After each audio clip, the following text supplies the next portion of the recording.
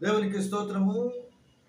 ఈ ఉదయకాలమందు బైబిల్ సందేశాన్ని అందించుటకు ప్రభు ఇచ్చిన సమయమును యెషయా గ్రంథము 25వ అధ్యాయము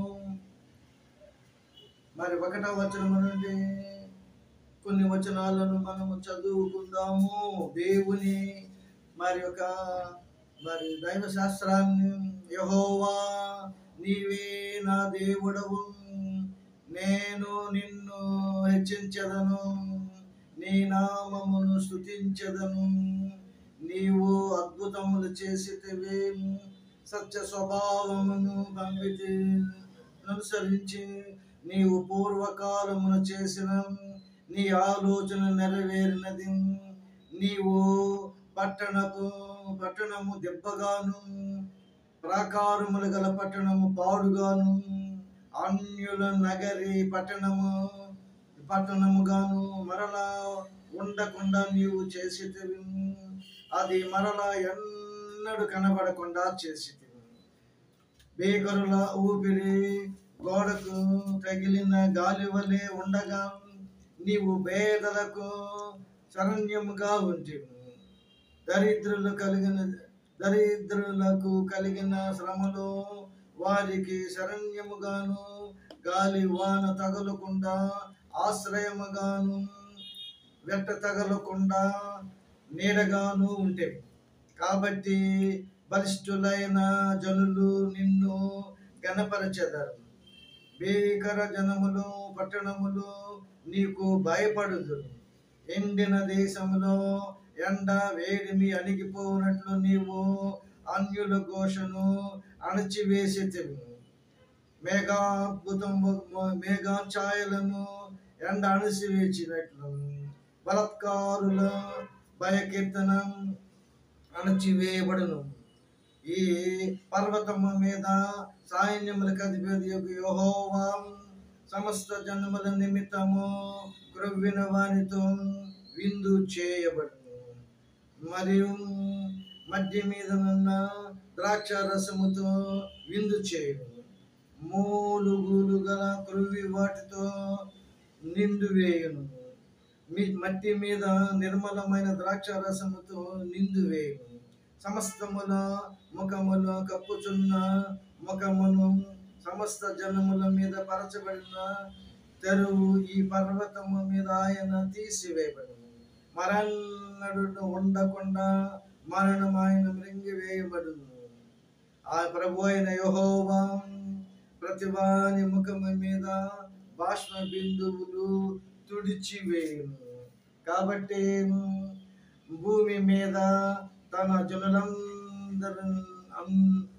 నిందను తీసివేయును. ఎలాగూ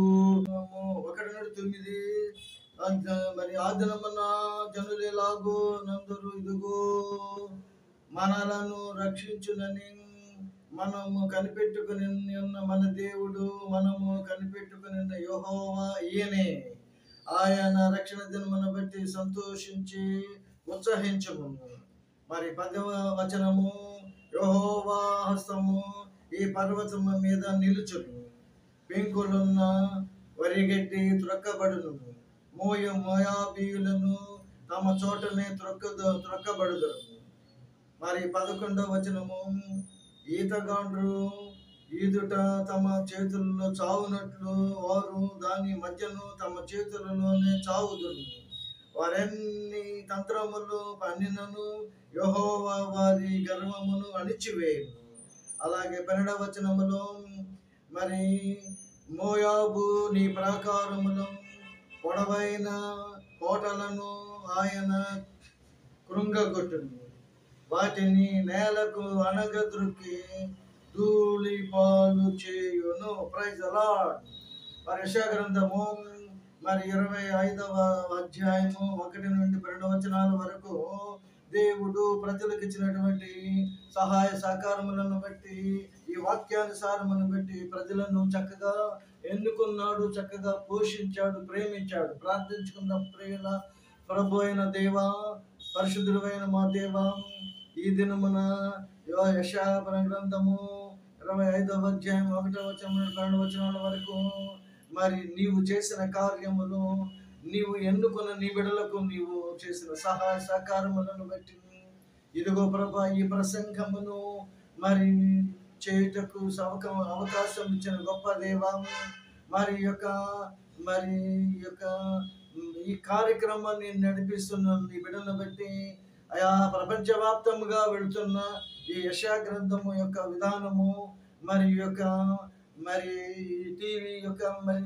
అలాగే ఈ ప్రోగ్రామ్ విషయములు కూడా ప్రపంచవ్యాప్తంగా వింటున్న ప్రతి ఒక్కరు కూడా మరి ప్రేమతో మరి విశ్వాసము, నమ్మకము, నిరీక్షణ కలిగి మేము చేస్తున్న పనికి నాయన మీ యొక్క సహాయ సహకారం అందించి మరి దినదినము నాయన నీ కొరకు ప్రార్థిస్తున్నాము. రక్షణ లేని వారందరూ కూడా రక్షింపబడే భాగ్యము దయచేయమని, వినుచున్న వారందరూ రక్షింపబడే భాగ్యము దయచేయమని, ఈ కార్యక్రమాన్ని చూస్తున్న ప్రతి ఒక్కరిని దీవించి ఆశీర్వదించమని యేసయ్య పరిశుద్ధ నామమున వేడుకొని ప్రార్థిస్తున్నాం తండ్రి. ఆమేన్, ఆమేన్, ఆమేన్. సరిపోద్దా ఇంకా?